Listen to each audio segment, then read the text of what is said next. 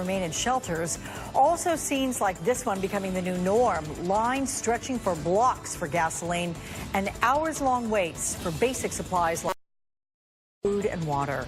Joining me now is California Congressman Ted Lieu, member of the House Judiciary and Foreign Affairs Committee. Representative Lieu, always good to see you. Let's get right to it. I'm curious your thoughts, sir, on the government's efforts to help Puerto Rico. The Trump administration has been late and inadequate in their response.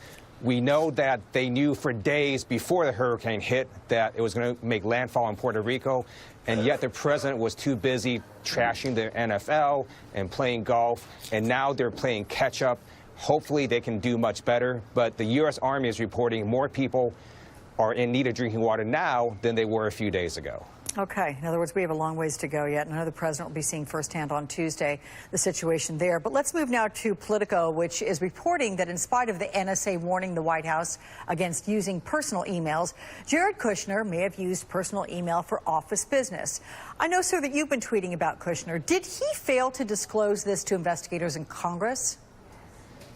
Yes. Look, I'm not going to chant lock him up, but I am going to request again that Jared Kushner's security clearance be suspended. Earlier this year, Congressman Don Beyer and I wrote a letter to the White House asking for the suspension of his security clearance because he lied twice on his first two security clearance forms by failing to disclose his Russian contacts.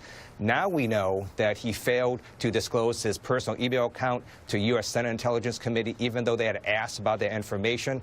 And furthermore, he ignored the NSA's warnings. So not only should his security clearance be suspended because he was misleading people, but he was just being stupid to be doing these actions. So in terms of volume, Kushner's lawyer told Politico he only sent about 100 emails between January and August. But what kind of risk did he open himself up to?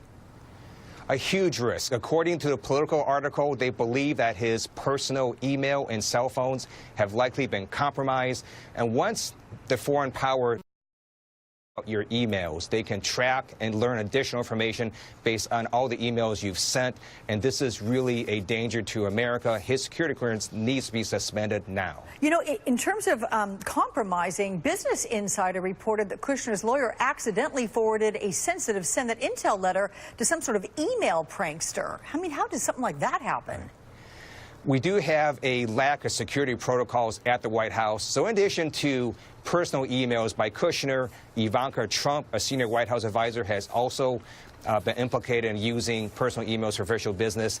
And then they have stories and other reports that the president, when he goes to his properties, the Wi-Fi is not secured. So we need to have a huge investigation into how secure the entire White House is against attacks by foreign powers in terms of the cyber area. Okay, let's move to taxes here because the president describes this as a middle-class miracle. But here's how CNBC analyst Ron Insana summed it up. Take a listen. The way it's currently constructed to cut taxes. If you make $66,000 a year, you're going to get a $660 tax break. If you make $730,000 a year, you get something in the neighborhood of over $100,000. So, yeah, that doesn't really matter where you sit. You're not going to get much of a break under the top 1 to top 10%. So from what you're seeing, Congressman, is there anything there for the middle class? There are three huge problems with Trump's tax plan. First, according to the Nonpartisan Tax Policy Center, 80% of the benefits go to the top 1%. Second, the middle class will pay more. 1 in 4 middle-class families, according to the Washington Post analysis, will pay more in taxes. And third, this entire plan is not paid for. That means it's going to blow a huge hole in our federal deficit and add trillions to our federal debt. And add to that, the tax plan also removes state and local deductions from high-tax states. And there's a handful of in New York who've said, nope, we are not going to support this. In fact, the GOP can only afford to lose 22 votes on this. So what do you see as the chances of it passing the House? I believe the current tax plan as constructed is dead on arrival.